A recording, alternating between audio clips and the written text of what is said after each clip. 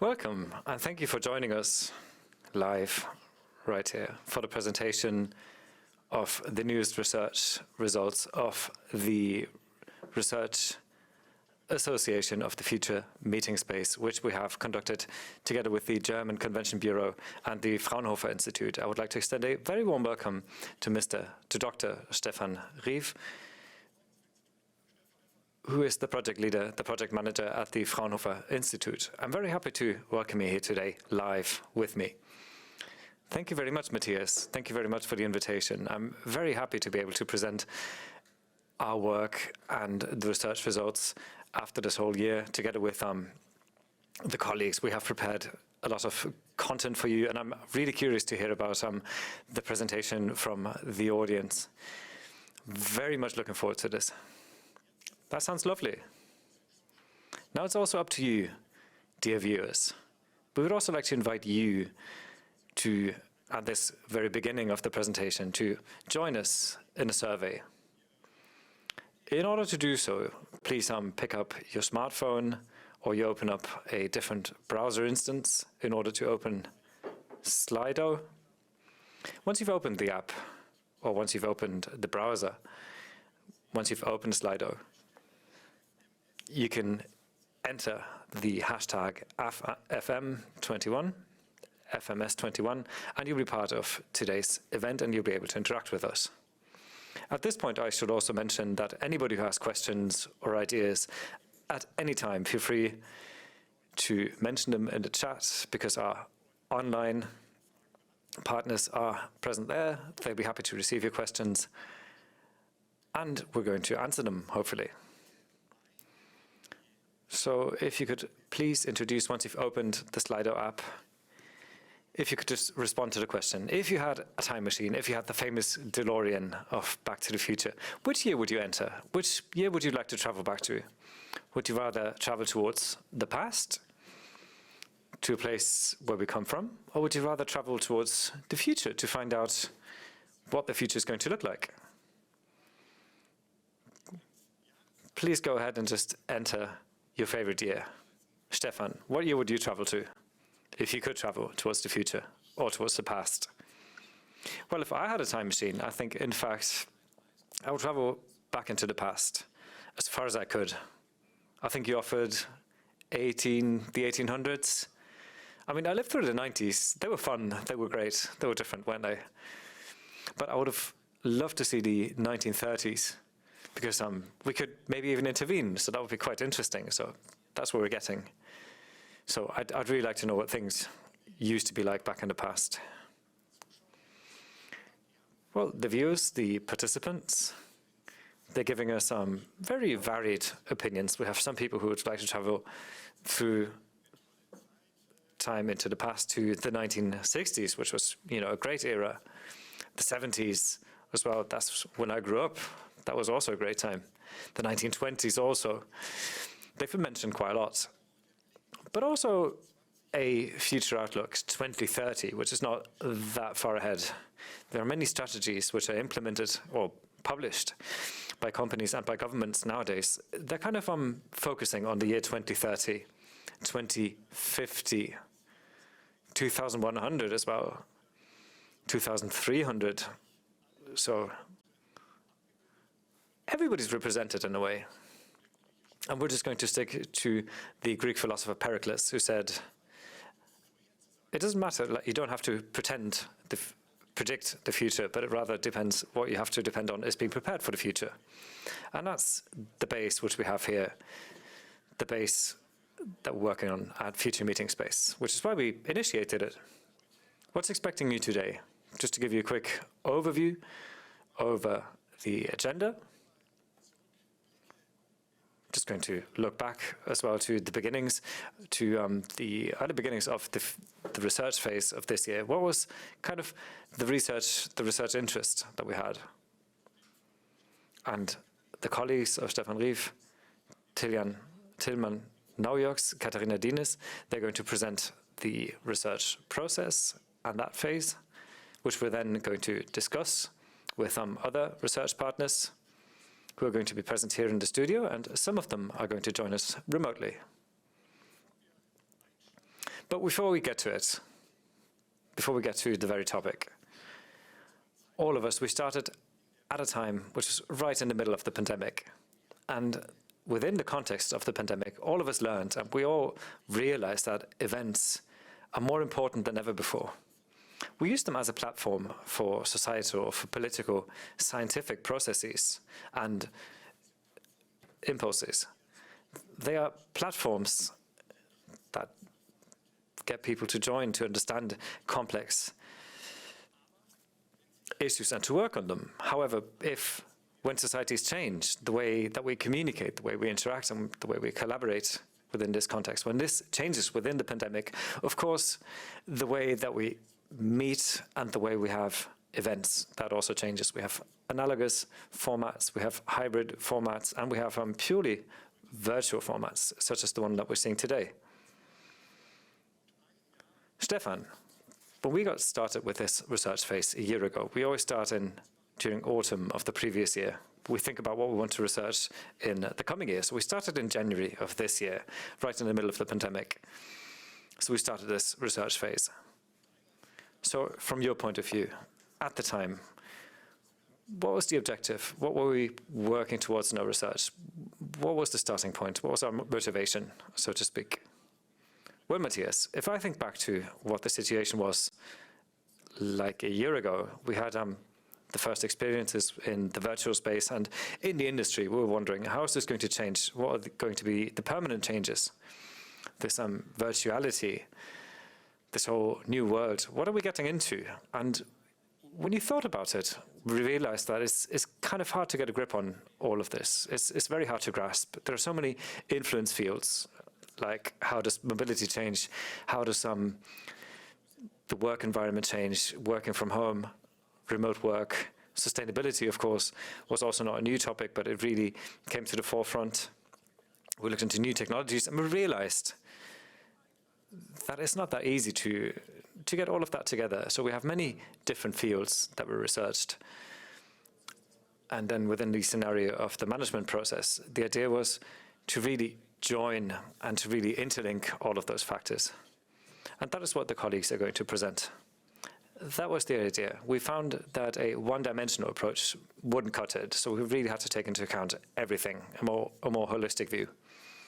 The interreaction of the various influencing factors that was going to kind of influence the future ecosystem, that is something that we're trying to work on.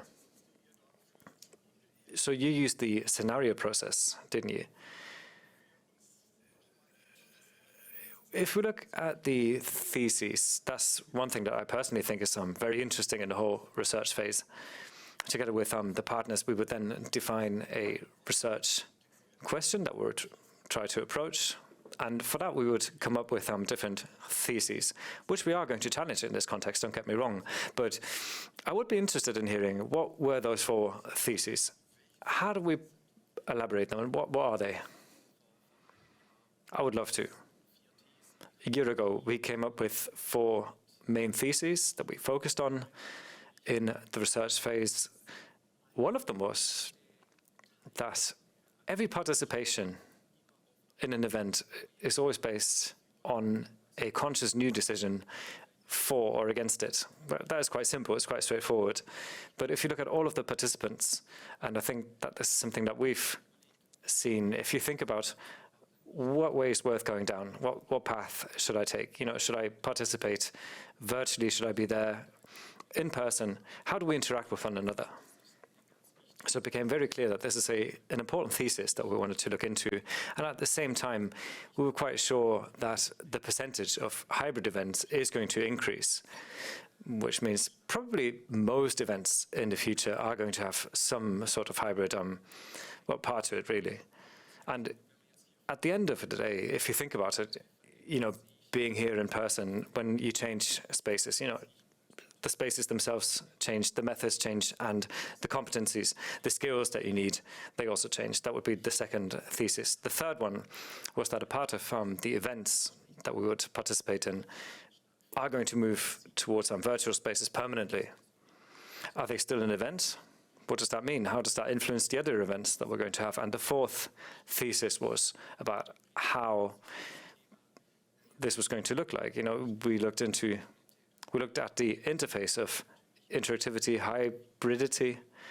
So there is quite a lot of space for creativity, new mergers of different events. We're going to see this, we're going to have one person who's here in person. We're going to have other people who are there just virtually. And I think this is a whole new world that is being created. None of this is surprising at the end of the day, but those are the questions that we're really interested in.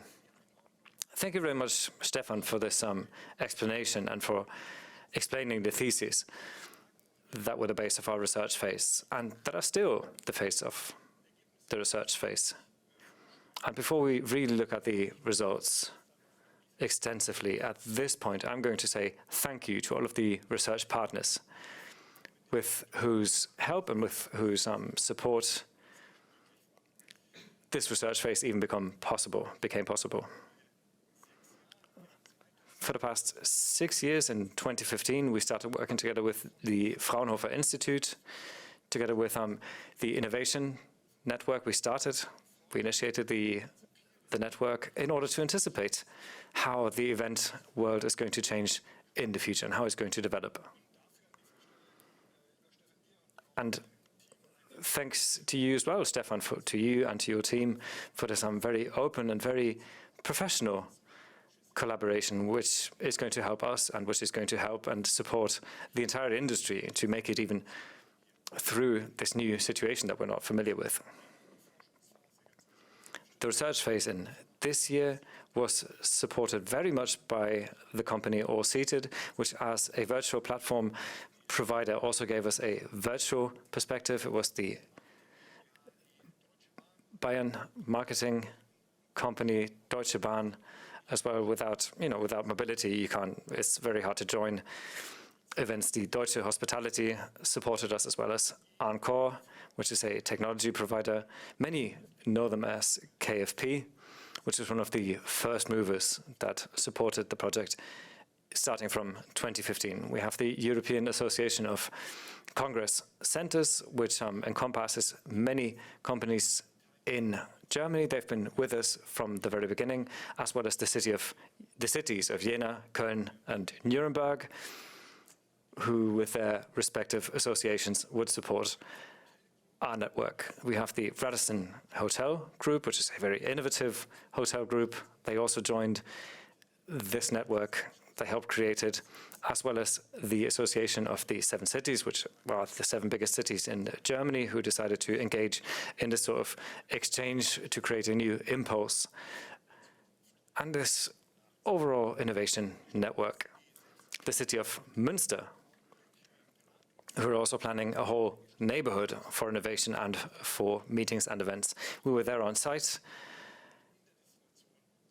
to really experience the place at its destination, to see what can be implemented. We have the company WeFrame, which is a software provider. They also provide hardware in order to have collaborations across borders as well. We have the International Congress Association as a strategic industry partner that have also been supporting this network. And last but not least, a big thank you to the founder, next to Lufthansa and Deutsche Bahn, the German Central Center for Tourism, who have supported this innovation network from the very beginning. Thank you very much. Representing 2 research partners, I would like to ask Yvonne Könner up on stage. She's the CEO of the Cologne Tourism Center, and she represents Nuremberg Convention. Yvonne, thank you very much for being here on site. We're in Nuremberg physically, so, coming here wasn't that difficult for you, was it? That's right. For me, it was fairly close. So thank you very much for the invitation, Matthias. Thank you very much for being here. With us online, we have Marco Oeschliger, who's representing the network of 7 cities. He's in Berlin at the moment. So thank you very much for joining us. Hi, Marco. Well, greetings to Nuremberg from Berlin. We're very happy to join you via this way. I can hear you as if you were standing right next to me. This is lovely. So yeah, that's actually a great experience. Lovely to have you here, Marco and Yvonne. First question to you, Yvonne. Back in the day when we started this new phase, this new research phase, as Nuremberg Convention, what was it that motivated you to join us in this research phase? It's always about the future, isn't it? The question that always comes up to all of us is, what are the future formats going to look like? So these 4 theses, which you described just now, those were the questions that we really wanted to look into. What's going to be the development of, what was going to be the influence of the pandemic on the event locations? So that was quite an intense process. And we had to process and implement so many learnings in our strategy. Maybe I could just take it from here, because I'm going to have to ask you a question. We were a bit nervous in these pandemic times that we would invest in research, so we were actually quite happy to have such a big group of research partners. So Yvonne, what were maybe 1 or 2 insights, learnings that you gained?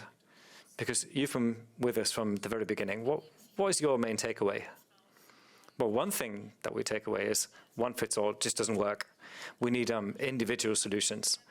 This is something that's being demanded of us. This has been like that in the past, but due to digitalization and the competition of different formats, this becomes ever more important that we as a city, that we're authentic and that we develop formats that are a perfect fit and that are really genuine and really authentic. You know, the authenticity of the location, you know, the city itself. They kind of create a union, and this is going to be a challenge, to be fair. This is, however, something that we are going to take up in our strategy and that we will implement. That's very good to hear. You know, that also makes us as researchers feel more secure. How about you, Marco, in Berlin? What was your main learning? What was your main takeaway from this phase? Well, big cities,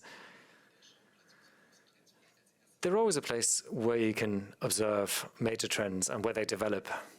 And the trends that have been really strong in the pandemic phase, you know, they've been around before, but this has kind of been a catalyst. So the situation has been, well, these developments have become a lot stronger. Authenticity, which has been said just now, I can only confirm this.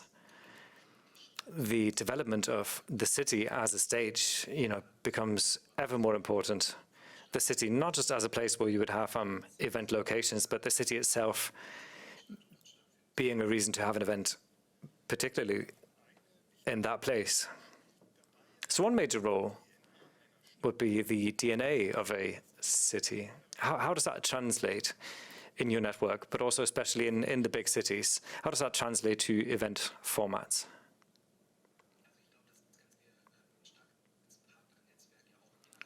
As a partner network in the cities, we've got quite a strong one with lots of know-how.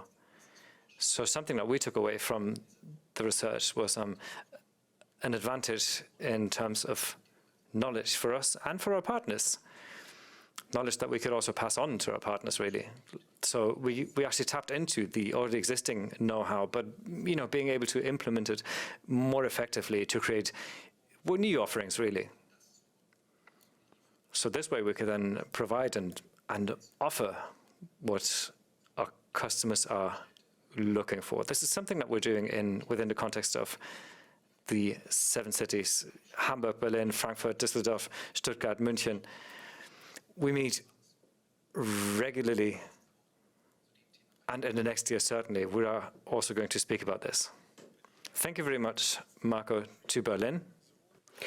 You already mentioned it earlier on. There's a 7 Cities Network and the Nuremberg Convention, and they are also planning a research phase, future meeting spaces for next year. They plan to support it next year together with us.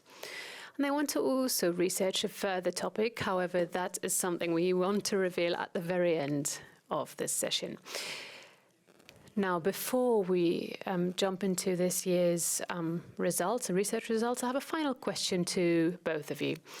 Now, as you know, we asked the participants, the viewers, what kind of age or which year they would travel to if they could, be it in the past or in the future.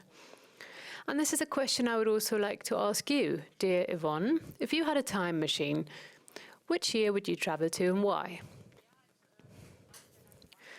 Well, most people travel far into the future. We, here in Nuremberg, we are looking forward to 2025 because that's when we will receive a completely new campus, an interdisciplinary university.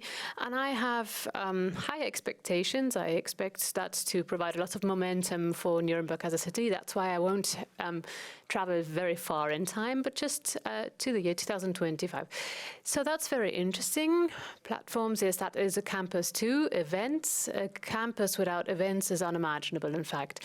So I keep my fingers crossed for you, and I look forward to the opening of that campus. I hope to be there when it happens. Thank you. So, Marco, same question to you. Which year would you travel to? So, I would like to experience the year 1984, not because of the novel,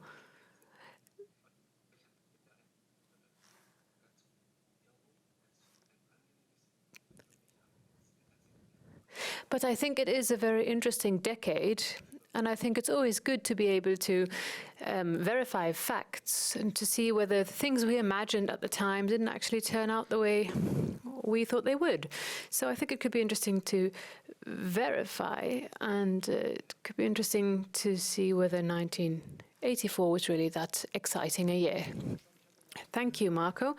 I had slight connectivity problems here, but if I understood correctly, you wanted to travel back to 1984.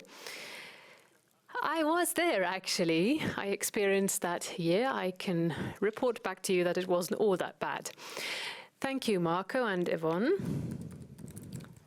Thank you for taking the time to be here today, both in person and remotely from Berlin. We look forward to our further collaboration. Now, before we dive into the next agenda item, I would like to show a quick film. This is also something I wanted to have said before. We actually recorded it before the session, and we asked the other research partners what their motivation was in joining this research phase. The topic, of course, was the new ecosystem of the event industry. Let's start the film.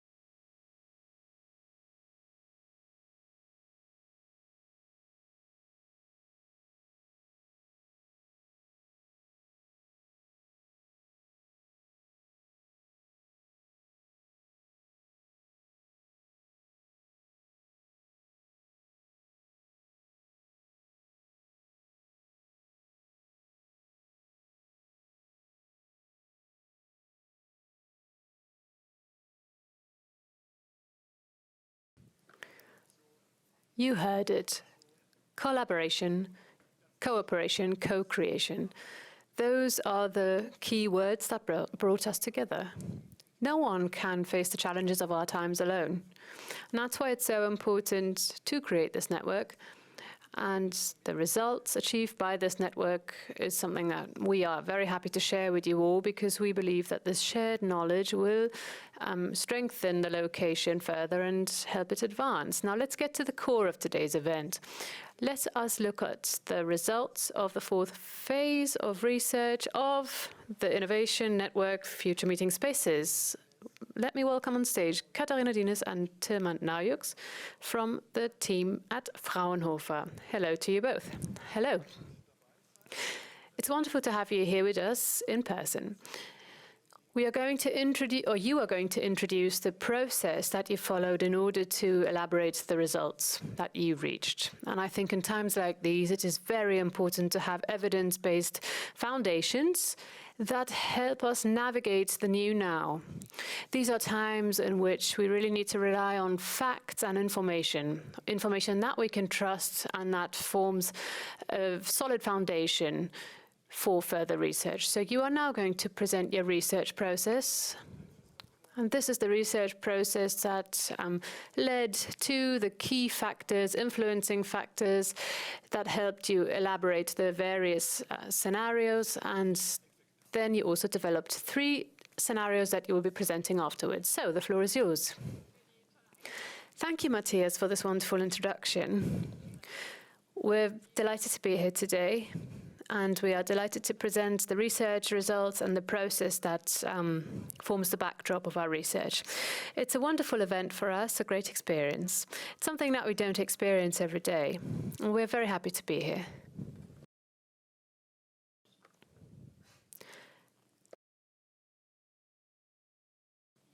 Now, we already mentioned it, we have many fields of actions that are actually, many topics that are changing over time, and that's why we defined a very specific process, and we asked this question, actually a question to you, Tilman. What does your event of the future look like? What do you think makes your future event unique and new? Well, for me, the future is virtual. I think future events, or at least my future event, will be virtual, global, networked via virtual reality, and with digital helpers, all kinds of little tools, something that goes across country borders, that includes various people, very diverse. That is the event of the future for me. And Katharina, let me take a guess. I think we may have different perceptions of what this looks like. What do you think is the event of the future? Well, this is quite interesting to see, because my future event does indeed look a bit different. When I think of future events, I think of spatial and regional events. I think of physical togetherness, of having a joint experience in an authentic space, maybe in an urban context, where you actually have some sort of a relationship to what is around you, where you know, where am I, what makes this space unique, and where you can also have an emotional experience of personal encounters. So it's very interesting to see that future events can be rather diverse, and of course, both scenarios in this case are scenarios that I can very well imagine. Definitely. And yet they are subjective perceptions or ideas of what a future event may look like. And I think that's what makes it so interesting. We have very different perceptions, and we already spoke about the different influences that actually keep our world going and that drive developments forward. And in order to channel all of that and to actually develop future scenarios, which is our goal, we decided on a method that is very systematic. It basically works out the different influence factors, and at the end of the day, it helps us derive scenarios that have or allow for a certain consistency. And this is a process that we would like to introduce you to now. Do not be concerned. This picture behind us looks rather complex. It is complex, in fact. The process, of course, is based on a complex system because our ecosystem is made up of various building blocks, and they all have to be taken into consideration. However, we will go through it in an efficient manner, and I think many are very curious to actually get to the scenarios that we derived. So we are going to unravel this step by step. We're going to explain all of the steps that we took, because it's important for us to show that behind these scenarios there is a foundation. There is a foundation that was developed on a scientific basis. That is something that we want to transmit to you today. So let me get started. How did it all begin? On the first slide, you can see that there are many different fields of actions, many different topics that shape our everyday life. And in the beginning, we started doing a lot of research. We read a lot, we looked at current trends, we tried to classify them, and then we defined different categories or fields of action. One of them being the large topic of mobility, which has already been mentioned. Real estate industries, what will living spaces look like in the future? Another topic was sustainability. We decided that this would receive its own category or cluster. The reason being that it's a very relevant topic at the moment, and it has a strong influence on societal and political decisions. With these different topics, we then within these topics, we found or searched for and found influencing factors, 60 of them in total. For instance, climate change. Another influencing factor was business travel, something that has changed drastically in times of Corona. And of course, environmental awareness was also another example here. And you can see very clearly that it is indeed very complex. There are 60 factors. And we then started to take these influencing factors and look at them with our research partners and evaluate them in an interdisciplinary context. And we tried to see what kind of factors had a strong influence or are strongly influenced by other factors, and which ones are not. And in that way, we reduced these 60 factors down to 15 that we thought were relevant. So 15 relevant influencing factors for us. Yes, and I would like to briefly describe them, just to explain what they are and how we are going to be using them. So these key influencing factors in the different topics are, as Katarina already said, they have a certain relationship between them, and they form the basis of the scenarios that we derived. And these key factors, we gave them various degrees or various characteristics that describe the different factors in different ways. And I would like to mention two examples here. So on the next slide, we can see the field of sustainability. There is an influencing factor, which is climate change or environmental awareness. So those are two characteristics. One characteristic is that climate change, or one perception is that climate change is advancing slowly. It's something that will come, but it's coming slowly. And the other, more extreme perception is that climate change is going to accelerate rapidly in Germany and in Europe. So these are two completely, or two different perceptions that, however, influence the way that we look at the developments. Now, you could see in this example, of course, it's obvious. You could say it's obvious. We all know that climate change is advancing rapidly. We know that we have to act very fast. But I think this is just to show you what an effect such an influencing factor can have on various scenarios. I would like to mention another example. This time, an example related to mobility. So, business mobility and changes in business travel. Here we have three different perceptions. We always had 2 to 3. And one of them, for instance, is point A here, namely that there might be a reduction of business travel due to travel restrictions and also due to climate protection. Of course, due to the increased awareness of climate change. Then the second perception might be that there is just a partial increase in business travel because more is possible, but that business trips are happening in a more conscious way and that they are based on conscious decisions. And then the final point, or the final perception, might be that there will be a renewed increase in business travel as we have known it before, so a very high frequency of business travel. So these are three different perceptions that that shape these influencing factors, or that help us actually see what kind of influence they have on our scenarios.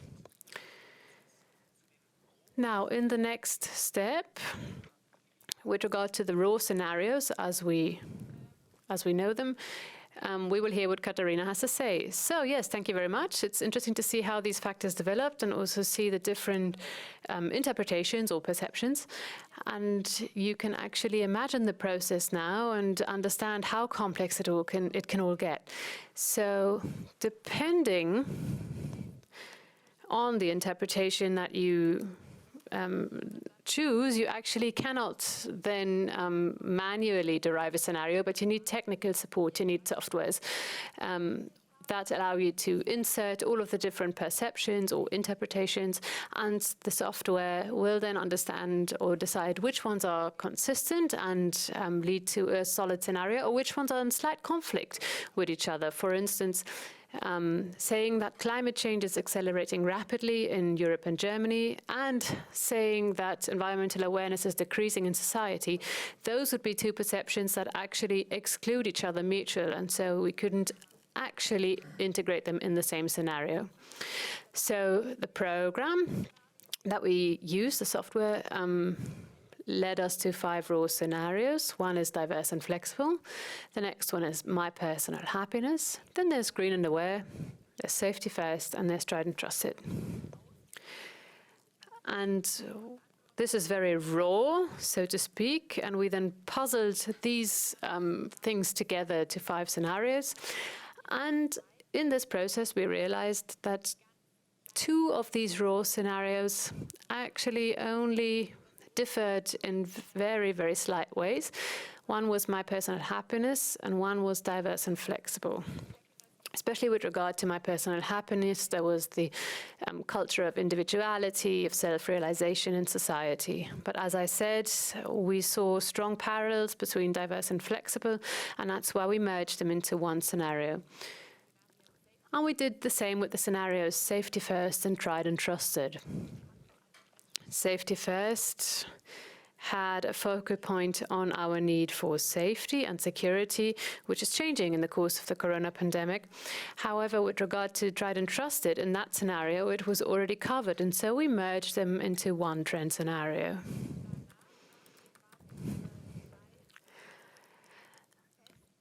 And then we determined our 3 trend scenarios. You can see them here. And these are the ones we are going to deep dive into in a minute. Tried and trusted, diverse and flexible, renaissance of the real, the global community, green and aware, the net zero society. In order to make them more lively and vibrant for you, we looked at them in terms of different topics, looking at what do the living spaces look like in the various scenarios.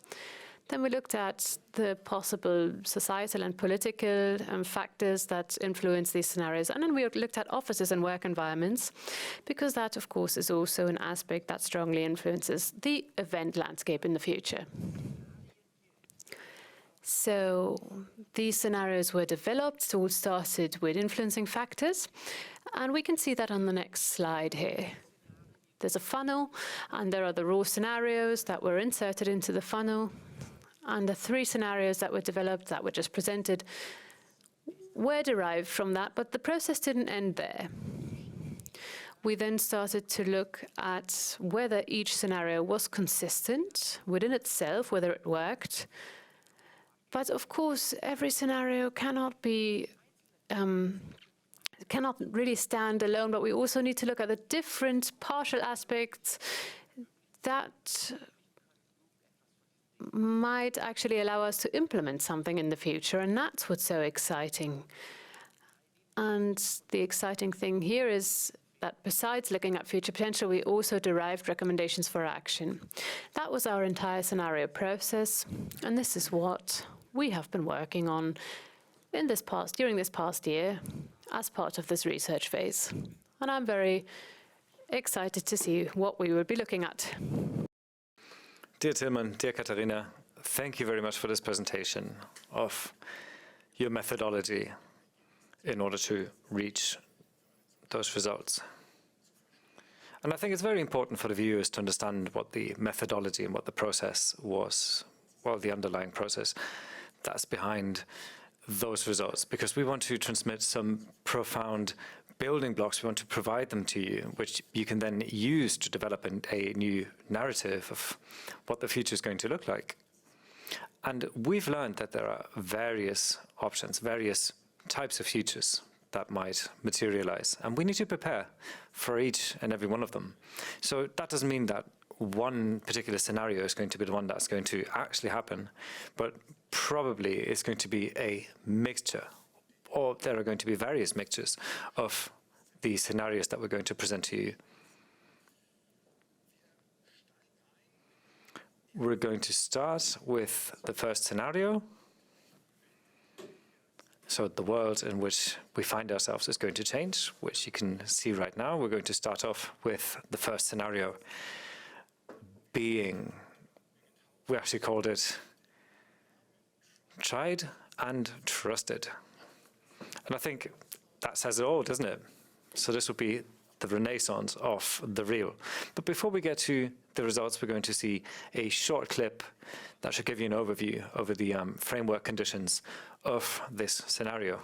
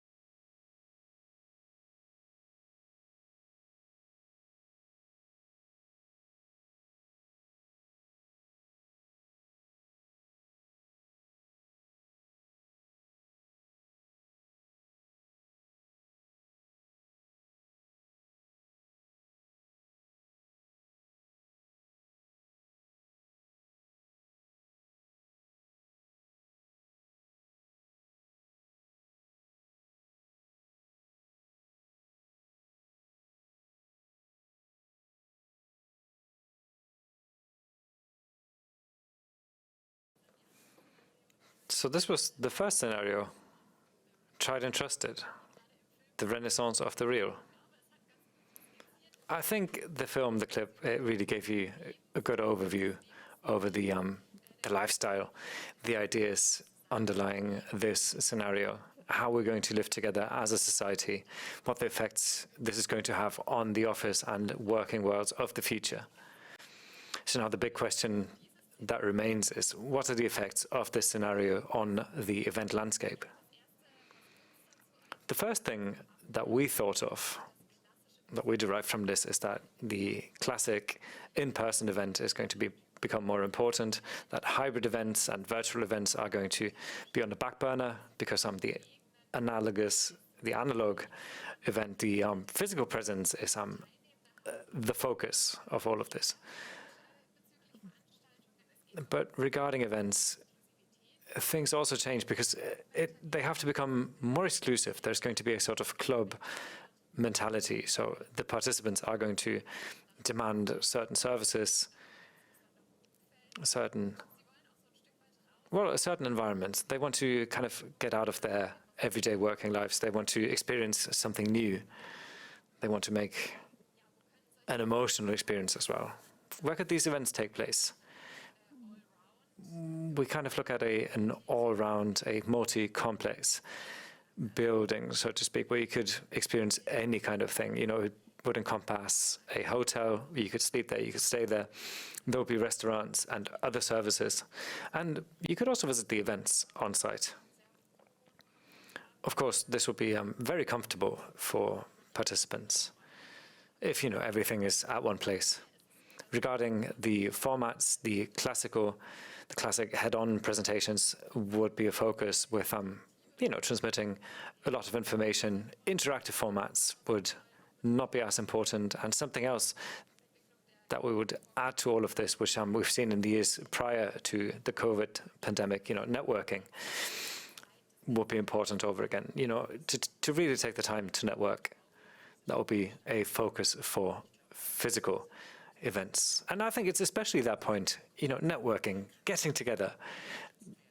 This can receive some perfect support by digital helpers, by tools, by gadgets, you know, and I think that's one very important point in this scenario, that the digital support will play a major role.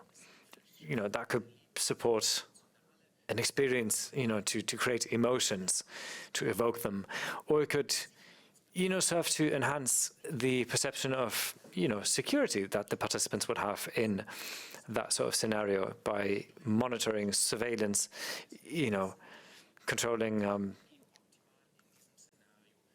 all of those aspects. You know, all of this could be employed perfectly in this sort of scenario. And apart from all of the hard technologies, you would also have the, you know, the human skills, the interpersonal skills would be quite important. You know, they would have to be developed. You know, we look at soft skills, we look at passion, empathy, about people who are able to interact with others on site. People that support you in your networking endeavors, and that would be very strongly supporting the physical participant and, you know, put an emphasis on them. I'm very happy to hear all of this, Tilman and Katharina, that the Innovation Network Future Meeting Space could also imagine a renaissance of personal meetings, personal interactions based on this scenario. I think it's very important that we all look at the significance of what personal interaction meant in the past and what it is going to have in the future. And this type of personal interaction, you know, we need to value it. We really do. And this is something that we've seen in the background of this event even. However, at the end of the day, this was a type of scenario that we've already been familiar with, which, you know, this is what we know, what we could go back to in one way or another. Maybe in different formats, but generally speaking, this is kind of what we're familiar with, you know, personal interaction. If we look at the next scenario, however, that would be kind of the opposite of what we've heard just now. And we're going to have another short clip that should explain the framework conditions underlying the following scenario.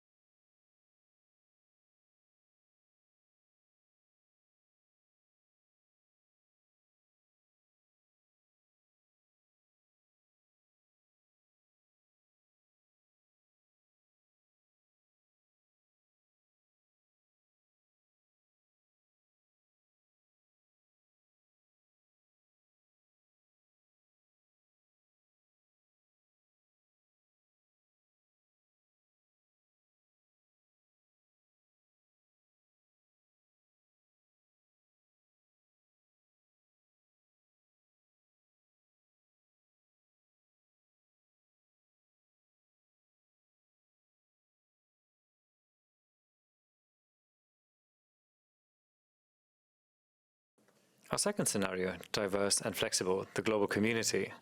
Matthias just mentioned it. It is very different from the first one, tried and trusted, that we presented to you just now. Again, we have different worlds that we try to outline to you. What are the effects on the office and working environments in the future where, remote work played a major role. We were wondering, what is society going to look like? What are going to be the major lifestyles? And they should become more diverse, really. All of this also has an effect on the event industry. If we look at the effects and the influences, we would have, first of all, the effect that the event landscape becomes a lot more diverse, it becomes more colorful.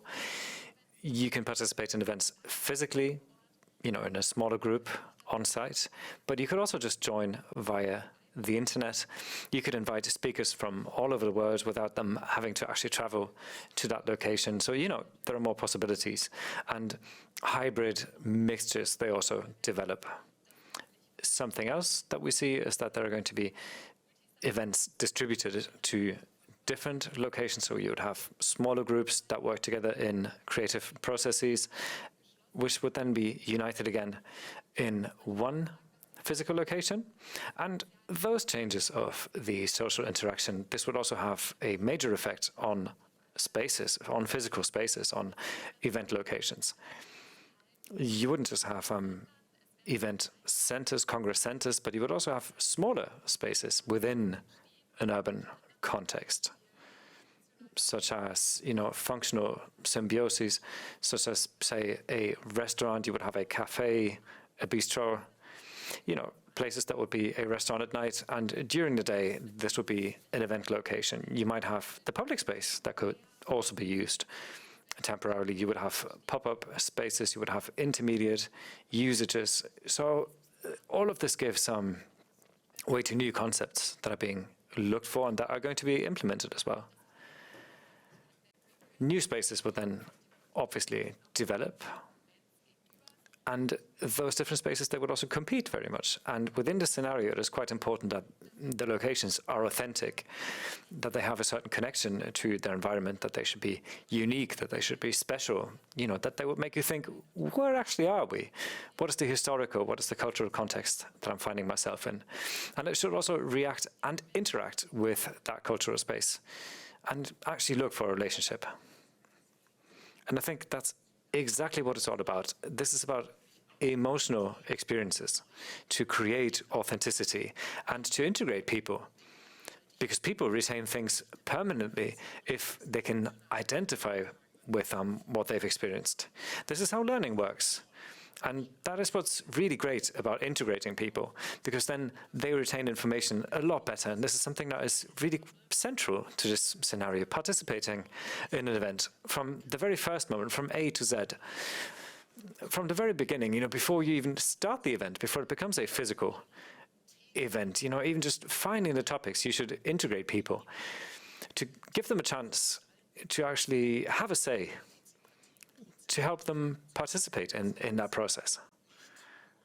And all of this shouldn't just happen in a physical space or such, but your view should also be towards using virtual tools to integrate that, naturally, to expand towards the virtual space, that this should actually come naturally.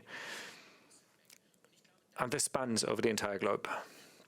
On the one hand, in my opinion, looking at the skills that we have in the future, there is certainly going to be a certain demand for people who, have a technical affinity, who have this strong hard fact in order to interact in global teams, to work together with other players all over the world, but at the same time, within this internationality, to have the sensitivity to know how cultures work, how different people interact, and when they do, what is then going to happen on an interpersonal level. There is going to be friction, and this has to be moderated, this needs to be processed, and I think that's where development is going. So this hyper-flexible global scenario is extremely complex, and together with you from Fraunhofer Institute and other partners, we conducted a test lab, Welcome Borderless Communication in the Digital age where we actually looked into this scenario, we tried to implement it and to derive some insights and learnings, to share those with the community, so that in this scenario we could also further develop all of us together and become more ready for the future in this location, which is Germany.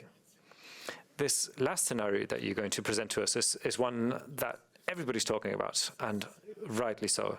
This is the scenario, green and aware, the net zero society. Sustainability, according to this scenario, is the focal point of all actions, of all considerations. And you're going to see a small clip explaining this scenario.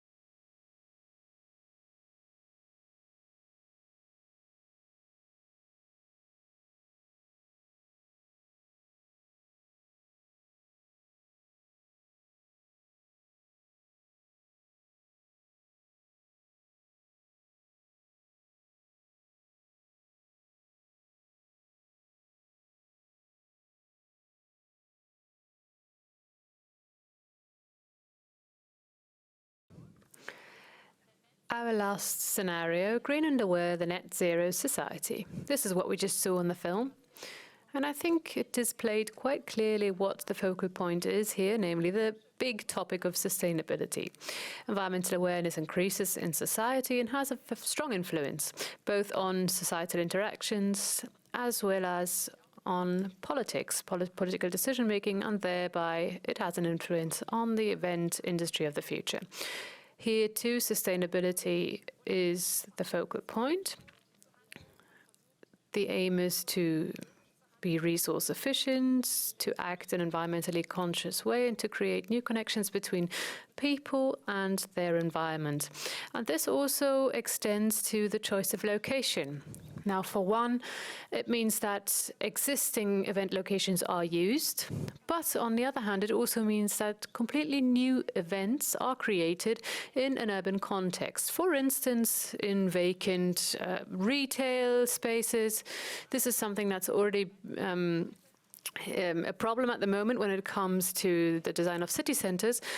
And this is something that could be done, for instance, that events are held in vacant retail spaces in order to breathe new life into them.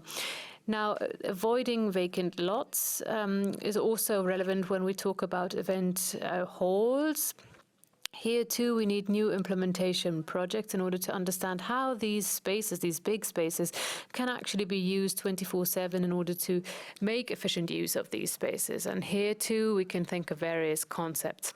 For instance, farming. This means that different or certain event spaces or parts of event halls could be used for food production.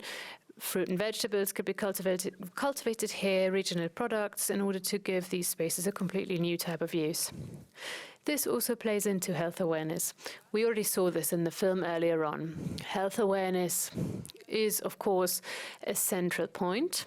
It's a central point in our society, and it plays a role, of course, when it comes to events of the future. That is why even catering services will make sure to offer regional and seasonal products, to offer a wider range of products ranging from vegan to vegetarian food. All of this plays an important role in this scenario. Overall, the participants in events expect holistic and sustainable event concepts, and they also want a transparent sustainability strategy. As I said, this has to happen in a holistic context, extending to the catering services all the way to the building structure. And I think these holistic event concepts require innovative and new types of thinking, new formats on the one hand. But I think what's also important in this scenario is improvisation and spontaneity at events. This is something that has to be maintained or has to at least find its place. And this is something that we consider to be a very important point. This improvisation or authenticity also means that the external spaces are included. Nature, meaning you actually have to go outside every now and then and perceive the outside world as something that is actually part and parcel of the event itself. So the point here is to create a connection to nature.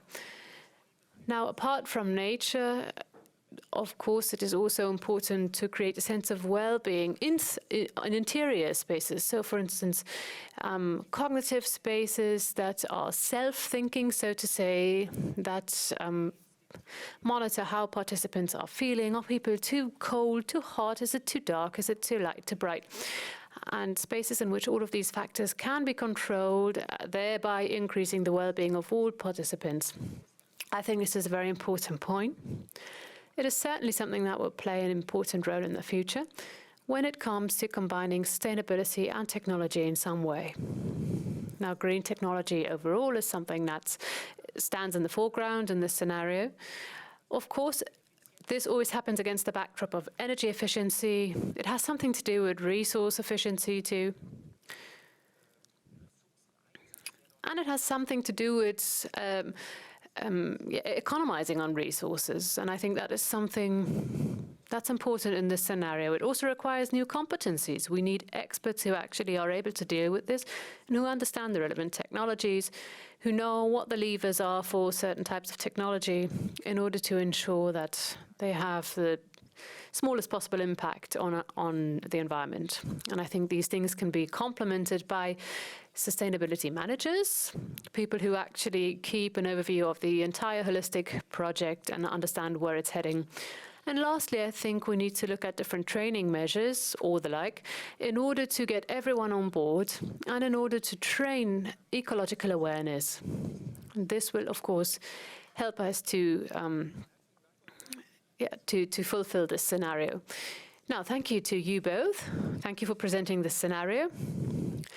Here, once again, it is about breaking up silos, taking an interdisciplinary approach, learning from other industries, and maybe connecting things that at first don't seem to be connectable, such as urban farming and event halls.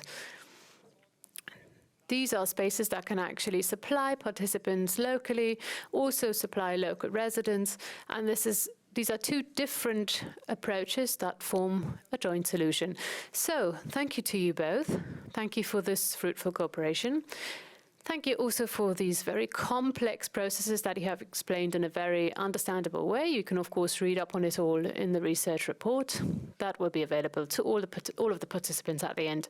So thanks once again to the both of you. Thank you for being here today.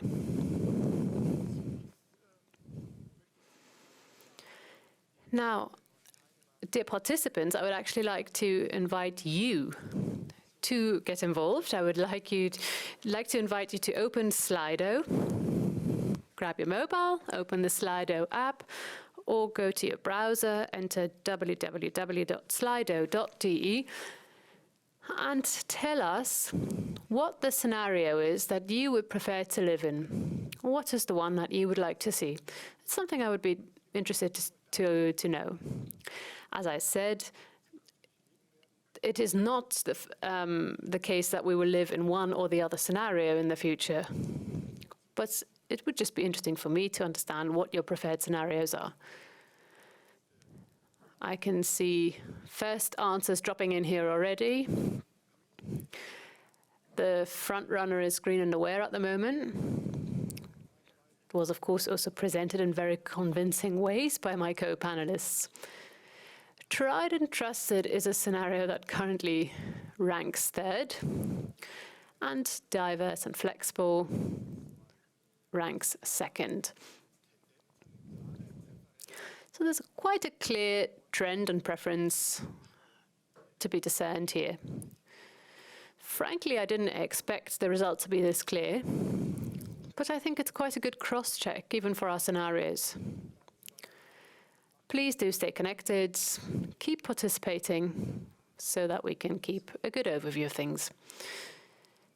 Now, I would like to share another film with you. I would like to share a film that we recorded previously and in which we actually asked the research partners what their evaluation of the scenarios is. And whilst we do that, we will use the opportunity to change around some of the furniture here. We will have a panel discussion afterwards that will be presented by Stefan Rief.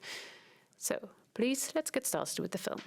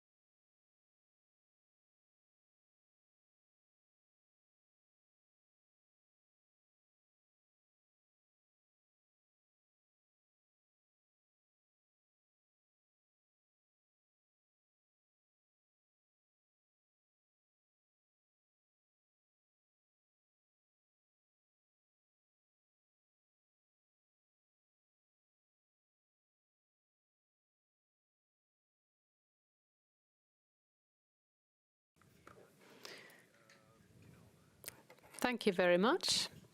Thank you for the contributions of the other research partners. We have 3 research partners here in person, and one of them is connected to us remotely.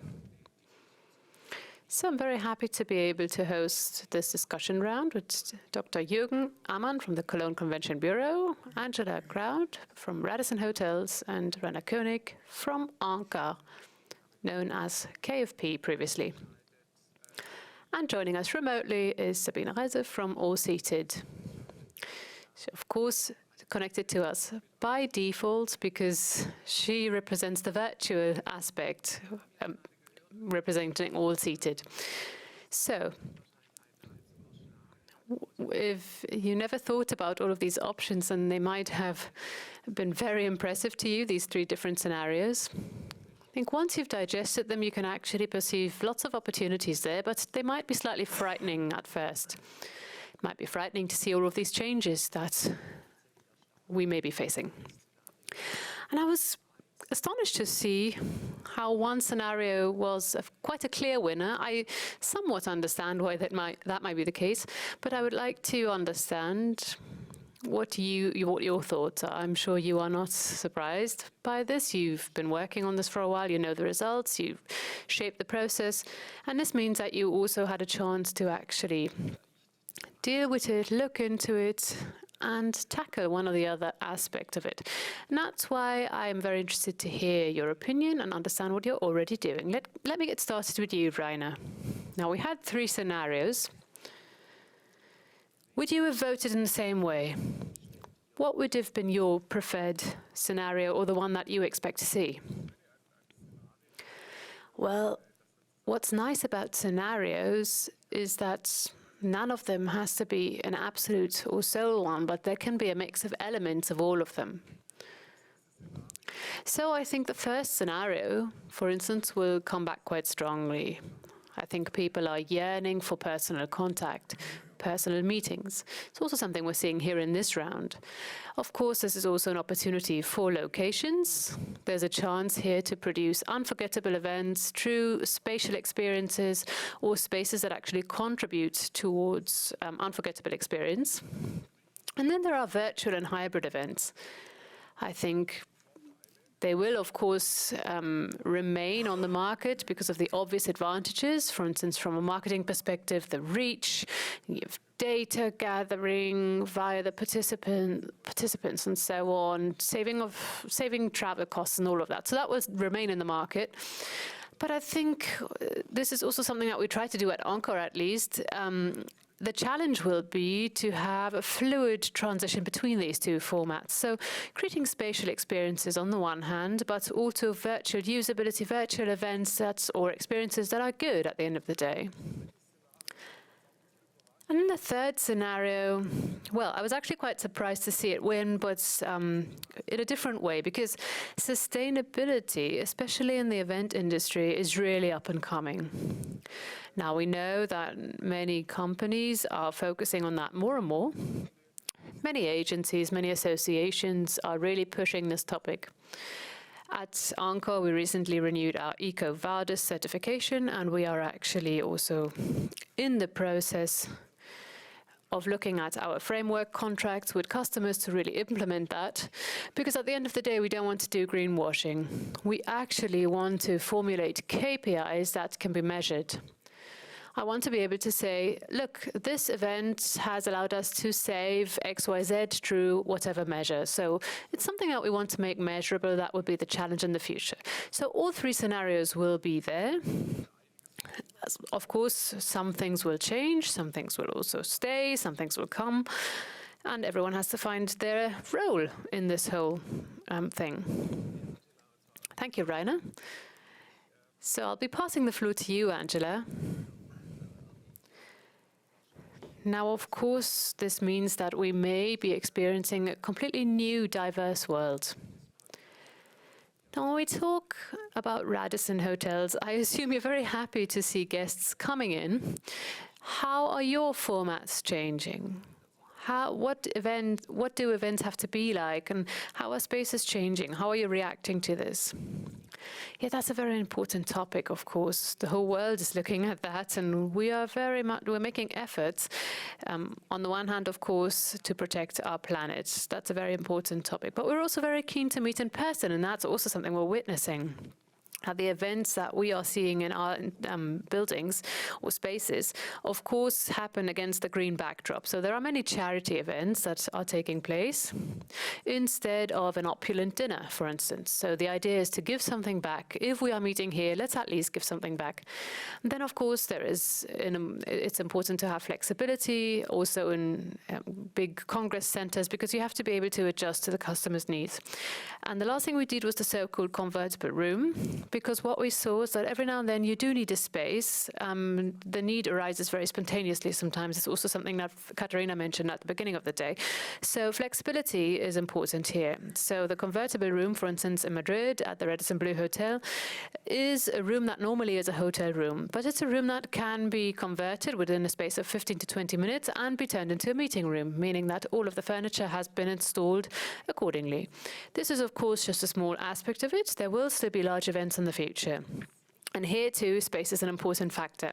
Once again, we're seeing different formats coming up. Partially, they are hybrid events. There are also differences in terms of size of the events and so on.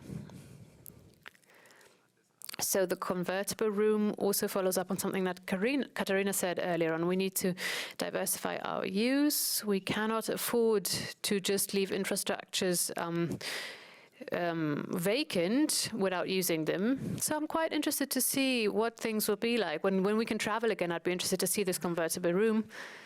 Or we might also get one in Germany, who knows? Now, with regard to the rather small space, what about the larger urban destinations, such as the ones in Cologne here? What do these scenarios mean for such a destination? And what do you do with this knowledge that you gained? What have you done? Thank you, Stefan. Of course, we also need to get to grips with the new situation. Of course, we won't go back to where we started from. This has already been mentioned. We need to be open for innovation, open to innovation. This is a prerequisite. Flexibility is an important keyword. It's very important. And I think, this is also the case for various destinations. For Cologne, or Nuremberg certainly too is another example. I think we've already come quite far, but I think in terms of administration or the authorities still have a little bit of catching up to do. I think flexibility is important, and as a destination, it's important to also work out your profile, to strengthen your strengths, to display your competencies, and to create added value for potential event organizers, especially organizers of large events. Let me give you a little example here. For many years, we've been hosting the International Furniture Fair in Cologne. This is a very traditional fair on a train fair ground, but in the past years we started moving this fair into the city and connecting it up to the city of Cologne. So in different neighborhoods we're having design shows in open spaces and galleries and shops, and this allows citizens, local citizens or regional citizens, to actually experience this topic and get an idea of what design furniture is about. And this could be a trend or indicate where the future is heading. So it's not a sort of, it's a specialization, a sharpening of your profile, and thereby also standing out from the competition. This sounds very interesting, and it's also something that was mentioned in the scenarios, the authenticity. So as a visitor in Cologne, you're not just walking around in an artificial world, but you are actually connected up to the locals. I think that's very interesting. I'm going to have a follow-up question for you. You said authorities still need to catch up a little bit. So what is needed here? What do authorities need to do for this to work? I think the communes and the authorities have to optimize their readiness for cooperation. This starts, for instance, with the use of public spaces. then it also concerns temporary use of various properties. Katarina already described it. There are properties that are up for conversion. In different cities, there might be, for instance, a building that a department store just moved out of. So you could give it a temporary use it for event purposes, for instance. So I think the authorities have to learn to listen, and they also have to look at events in a holistic way. If you actually talk to event agencies, Stefan, then you will see that they often complain about long waiting times, long times until decisions are made. The commercial use is often not a priority for the communes, and it's yeah, I think this is something that needs to change. It could create an advantage for the event because you create a whole new living space, but it's also an advantage for the city because the city can claim certain topics for itself. For instance, the topic of furniture. You can make that accessible to citizens. Isn't that great? That's very interesting and quite essential. So now we should move towards the hybrid part. So how about you, Sabine? You add some digital layers to in-person events, so you work right at the interface with your products, in between the real and the virtual world. So how should I set up meetings in order to merge those two worlds? Who should I ask, if not you? Well, thank you very much. That was a great segue. Thank you very much. Indeed, we're trying to bridge those two spaces. The live location and the virtual location via the digital twin, so to speak, where we see a massive additional value for all event planners to use this extension towards the virtual space. We think that this is definitely going to be the future. So the locations, they need to think that way, that the hybrid approach is, it's a good first step in that direction, which is something that we spoke about last year. Many locations looked into broadcasting studios, but now having the opportunity to take all of this a step further, to extend your portfolio, to create a new space, to look at new opportunities, to really tap into them. That's where we see the future. That's where we see chances for the industry. So looking at the scenario flexible and diverse is definitely where we're seeing ourselves reflected. So if I understand this correctly, the aim isn't necessarily just having purely virtual events, but in order to have a hybrid event, you also need the physical event, don't you? So we take the best from both worlds, don't we? And I think that's what essentially is what's going to remain from virtual and live events. So individually, we look at what's most relevant for the event and for the location as well. So that could be a scenario where the location might say, well, I have a situation where, I can't actually place 500 people, so I need to make up for it because I can only accommodate 50. And in that case, I need to be flexible. I need to switch a lever and immediately give them the chance to participate virtually, but they're still within my virtual space, of course. They still experience the city hall, which they've been booking for the past 20 years. They might still experience the hotel, the atmosphere of the hotel. So that's what we're trying to create, a bridge, which is relevant and really transmits, which is what you said in the beginning, it transmits the emotions, it transmits the atmosphere within the virtual space. This is going to be quite a challenge, I think. So that's something that we're trying to do via the style of the space, of the location. So, we take up quite a few elements from the gamer field.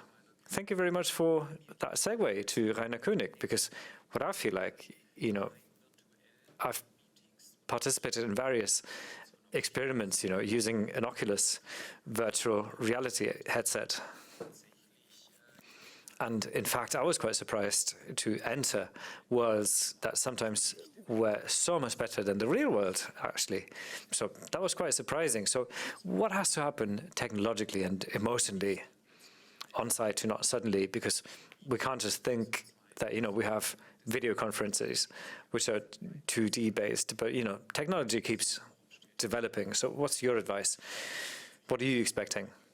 I agree with you. Technology is going to keep developing, obviously. Sabine also mentioned this. And at the end of the day, usability is going to be quite an issue. So we have the whole spectrum. You're going to have people who enjoy wearing virtual reality headsets, and you're going to have other people. And this is why we also offer another solution, which is rather classic, you might say, having the virtual part projected on stage. So people would just be looking at a screen. They would be looking at a projection, which is more, a traditional virtual experience. So that's the whole spectrum. It really depends on your target group, on their expectations, on their skills, on their digital skills, which they also have. So at the end of the day, we're expecting the entire spectrum. To get back to you, so when I hear all of this requires so many new skills. So, as any service provider or any destination, how can you achieve this? Have you created any new networks? Because the ideas will be there. There are many options, but who's actually capable of achieving this? In fact, we decided that we're going to join research networks such as this one. So, to function as a knowledge hub that we can then transmit to the events to our partners in Cologne. But in fact, this is a process that you can't implement from one day to another. However, the activity and the readiness for innovation of the business partners, you shouldn't underestimate it. Many of them are actually looking forward to the new challenges that are lying up ahead that we look at as chances. I really hope that we should get started soon so you can actually implement all of these things that we're kind of plotting right now. How about you, Angela? I'm going to ask you this question. In the world of working, we've seen a merge of private spaces, remote offices, working from home, but entering a world where you could design this, you could design this for yourself. That'd be quite different. But how does this change this new work environment? How does that change events? What we're seeing, just speaking privately, off the record, was the approach of private journeys. We call it bleisure. So events, they've received some more value, especially regarding the green aspect, that if I do travel, then this really needs to provide some extra value to me, because this is my quality time that I'm using to come to see you, and this is something that I tend to do only for good friends. And if you think about which musician you would like to actually see in person, who would you do this for? Who would you like to see at a live concert? Any type of event, I don't really care. I can look at this online, but this particular one is important to me. And in that case, if I'm already traveling, I might stay around and, have a look around the city or that particular location which I chose. Thank you very much. That sounds quite reasonable, doesn't it? Let me get to a close, because we need to be on time if we have hybrid events, don't we? So which event are you looking forward to, Rainer? That's a very good point. We spoke about this earlier before this event. The whole basis, what are the expectations once all of this gets started anew? We're going to be a lot more conscious when we go to events, whether they be virtual or physical events. But the expectations, the demands are going to be increasing, having purposeful meetings and such. So now I can see that we should also perceive this as an opportunity. Generally speaking, about trade fairs, this was done with the IAA, to leave the convention center and actually move into the city, having certain islands, you might say, within the city. They try to create those. This is something that we're going to also try, where, the idea is to move outside to create a better quality of experiences in such a conference. Not having just your conference center, but also, like in the future meeting spaces, which is something that we tend to do. You would take a city and you would have different experiences in different places within that city, and to think about all of this in new formats. So whether those new locations be hotels or cities, this is a huge opportunity to create something new. And this is something that I would like to look forward to. Sabine, when are you coming back to real life, to a physical location? What event are you looking forward to? Which event are you going to visit in person? I think I would agree with Angela. You really consciously think about when you travel, why you travel. I couldn't quite say, but if I thought about it, then I think it would be an amazing concert. Or a few days ago, in fact, I actually experienced a classic Christmas concert in person. And this is something that really takes you back, doesn't it? Where for a short while, you're reduced back to zero. This is a very personal, very intimate, calming and soothing, authentic experience. And I believe that we can create highlights such as this one, but it very much depends on the individual person, what their priorities are when it comes to traveling. So when we travel for business, you will always think about how can I combine this? What else can I do? I might have a look at the city, that sort of idea, that component, which we're all bringing into this. And this is all due to the pandemic, in my opinion. Thank you very much, Sabine. And how about you, Jürgen? How do your traveling patterns change? Professionally, I'm really looking forward to the personal exchange with my colleagues that has really suffered in the past. And I really miss, having a glass of wine together, or, some beer, which we do in Cologne typically. And I also had some tickets for the band Aha, which I wanted to surprise my wife with last year, and this didn't quite work. So hopefully we can actually go to that concert.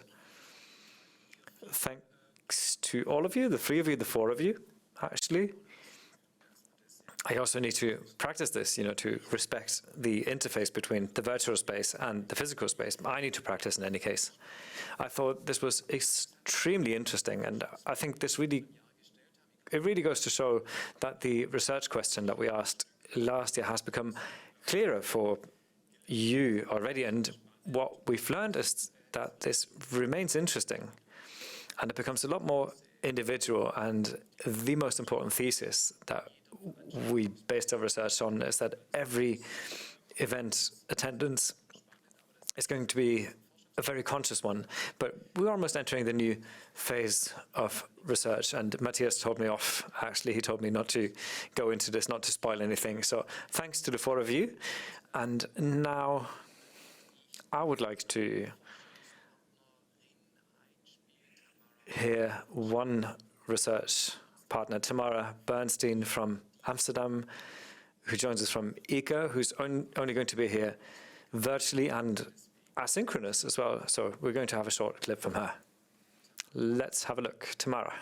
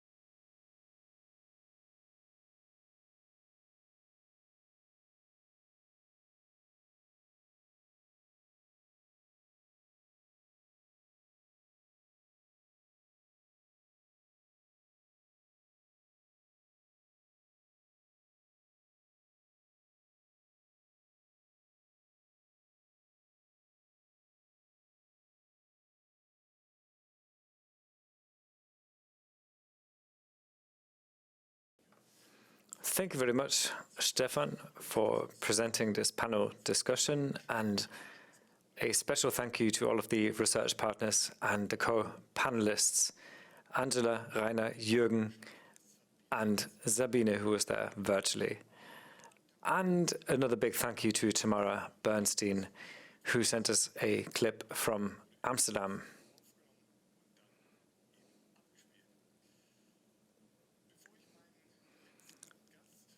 Before I present my last guest for today on stage, I would like to mention 5 insights which we can derive as future potentials from those 3 future scenarios for us in Germany, for the overall industry, which we can use as a narrative in order to have an optimistic future outlook for our industry, because it is up to us to get these things forward together with our partners. So these 5 opportunities of the future, which we can derive from these 3 scenarios.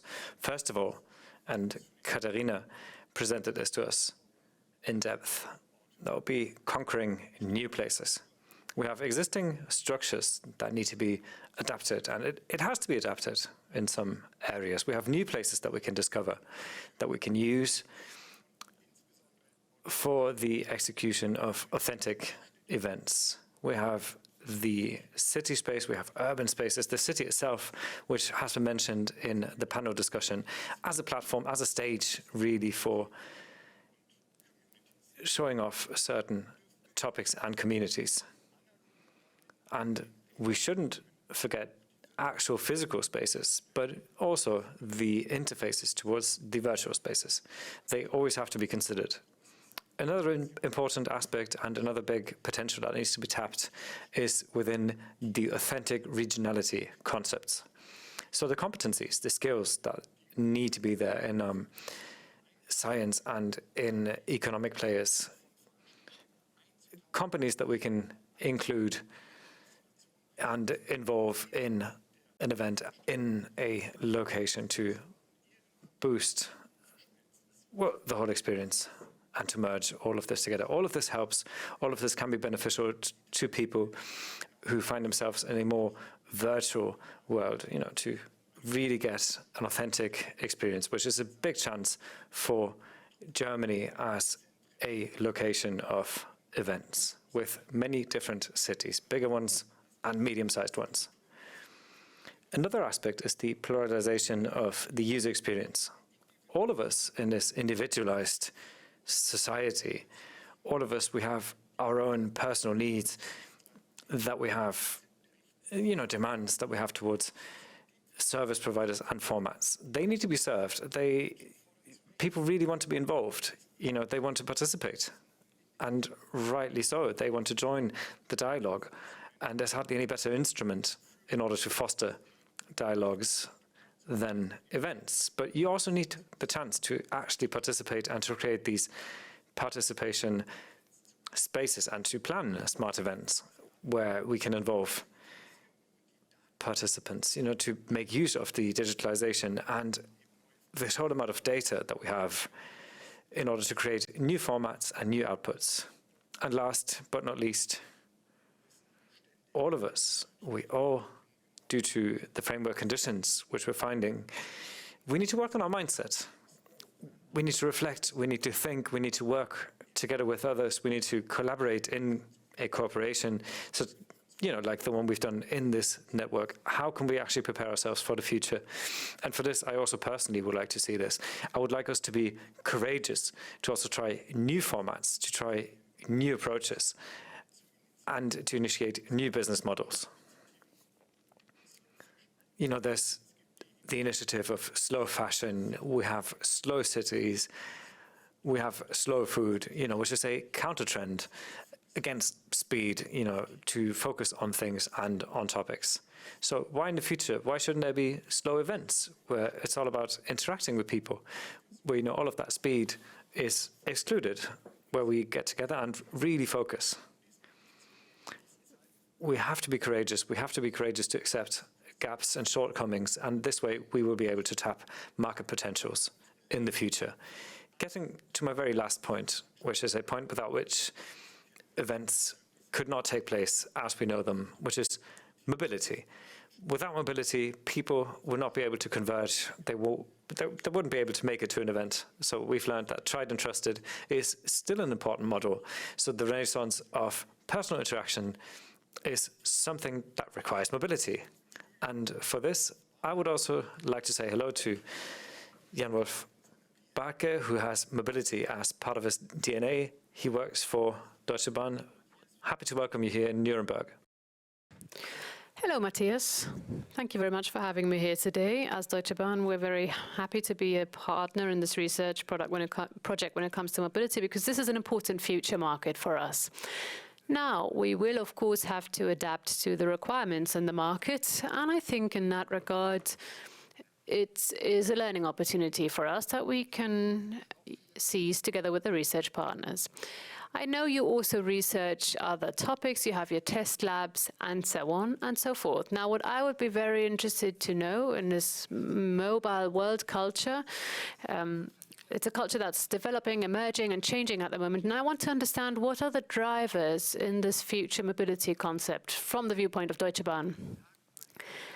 Now, these 3 points that we were talking about today fit together quite well. We're traditional, we're a very old means of transport, and of course we are a sustainable means of transport. And in that respect, we match the green scenario quite well. On the other hand, we also have to be flexible, and we are flexible, in order to adapt to these future prospects. Now, especially when it comes to sustainability, and when it comes to integrating mobility in everyday life, this is important. So this is relevant to various situations, for instance, commuting to work, or combining work and pleasure. All of this will somehow merge in some way, and I think as Deutsche Bahn, we will be trying to reflect that with our concepts for the future. You just said something that I found very interesting, integrating mobility into future working spaces. Now, workspaces are changing rapidly at the moment, not only when it comes to events. The questions are varied. When do I participate in events? What kind of formats did I have? What requirements are needed for me to visit an event? This also obviously concerns mobility. I know that you have an event, for instance, where you invite all of your customers in order to demonstrate innovations that you have developed. And you also discuss with customers what they need in the future with regards to shaping the work spaces of the future. Of course, you also talk about mobility of your own employees. So what are the latest innovations that you're developing and that might be appearing on the market soon? Well, first of all, you need to think of mobility in a holistic way. You need to look at the different means of transport and offer them in a logically connected way. We are working on different mobility budgets within Deutsche Bahn.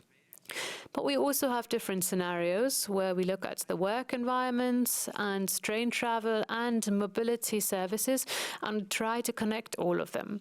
For instance, we have a pilot project dealing with the conference aspect. This is a topic that we want to be dealing with more intensely in the future, but we're now trying to establish customers' requirements. But at the end of the day, it's about an interconnected mobility service. And as a mobility service provider, we try to ensure that mobility is as usable as possible. Travel time is time you can use. It's of course great if you can work on business-related things, if you can actually take care of yourself, eat or drink something, but also enjoy yourself, maybe watch a movie or something like that. And to do this, you need Wi-Fi, you need technological facilities, and that's what we're working on to increase our services, improve our Wi-Fi, and so on. Yeah, you just said it. Our way of traveling changes and our way of working changes. You were describing the different ways in which we might use train journeys. Now, if you had a time machine, and if you could take a trip into the future, of course, this is a question we asked the viewers earlier on, which year would you travel to? And would you take the train or the DeLorean? Well, I would take the train. The train is, of course, my means of transport of choice. We are quite traditional in this regard. But that doesn't mean I would travel back into the future. Into the past. I would travel into the near future. I would travel 3 years ahead in order to see whether all of our plans have actually been implemented. I would like to understand how Deutsche Bahn responded to the new requirements that customers expressed. Thank you very much, Jan, for being here today. And thank you for supporting this research phase. This was really valuable. It was valuable for the entire Innovation and Research Network. And I wish you a safe trip home. Safe trip home, combining a bit of work, a bit of pleasure, and maybe time to take care of yourself, as you said earlier on. Thank you very much. Ladies and gentlemen, we're nearing the end of today's event. We're nearing the end of the presentation of the research results of the Innovation Network Future Meeting Spaces. But it would not be a proper end to an event that deals with the future if we didn't take a look at the future. And the future starts right here in this very second. We cannot stop it. Stefan, that is the very business motto of Fraunhofer Institute. And we need to continue doing our research. I look forward to our future collaboration and the collaboration with the other research partners in 2022. Now, we already discussed it intensely. We had various sessions and workshops. And as I said, we discussed what we want to work on next year. So, Stefan, what is our topic for 2022? Now, next year, that's actually in 3 weeks' time, more or less. And in 2022, we will be looking at a redefinition of event visits. So we will be looking at what are the motivations, the drivers, what are new travel patterns in order to visit events. This is also something we were saying today. We were saying things are getting more individual. They are different. They will be more diverse. And we want to explore that next year. How do we want to do that? We want to focus in the most intense way possible on participants of events. At the beginning of Anja's presentation, we say these are very conscious choices that people make. And that's why in the research phases, we want to understand the different typologies and create offers that consist of destinations and experiences and all that in order to actually give life to the different scenarios that we developed. So all those of you out there will be called upon in order to shape this, also those who do not work in the events industry. I think this will be really exciting. And we actually thought about very short cycle steps questionnaires. We want to do an analysis, want to understand what's already there, what's been researched or where are the white spots, what are the white spots on the map. I think there might be plenty of those. We need to look at the right ones there. And then we will be looking at various topics. Some of them we've already defined. Of course, travel patterns, travel motivations. For instance, there are studies that say we travel because we want personal interactions, but what does that actually mean? Personal interaction is quite a broad expression, so we need to really unravel that. And then we also want to look at another exciting topic, namely, people don't only like to be at events in person, they also like to travel. And so what does that have to do with retention in some way within companies? At the moment, we have a fluctuation of 40%, meaning 40% of employees are thinking of changing their employer in the next year ahead. And so we need to think about employee retention. How do I retain employees? Do I do that by saying you can actually take part in virtual events? Or do I retain them via a climate or travel or further educational budget that people can choose from? These are questions we would like to find answers to. But then, of course, we also want to create these destination packages. Let me just call them that. And then, of course, we also have a wildcard topic. I think that is a topic we will be determining towards April, May. things are simply moving too fast for us to determine that right now.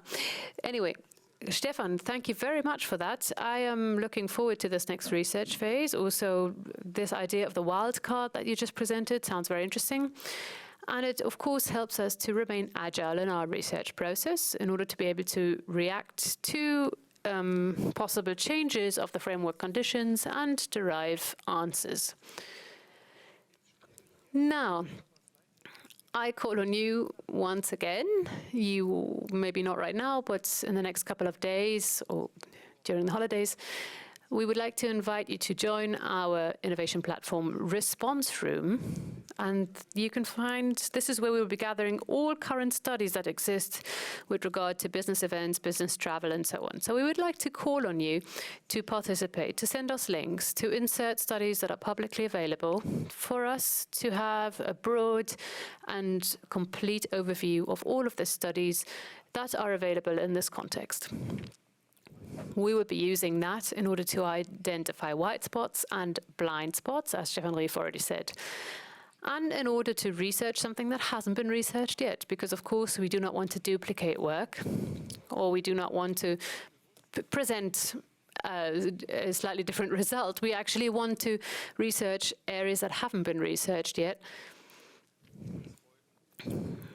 in order to provide information to all of those who follow this, the work of this innovation network, and help them make decisions for the future. So at this point, I would like to thank you all for being here. Thank you to the research partners for supporting us. Thank you to the colleagues at Fraunhofer Institute for your profound scientific research. Thank you to my team for the entire organization. Thank you to the Innovation Network and all those who took part in today's event. So, on that note, stay healthy. I wish you happy holidays in whichever scenario you prefer.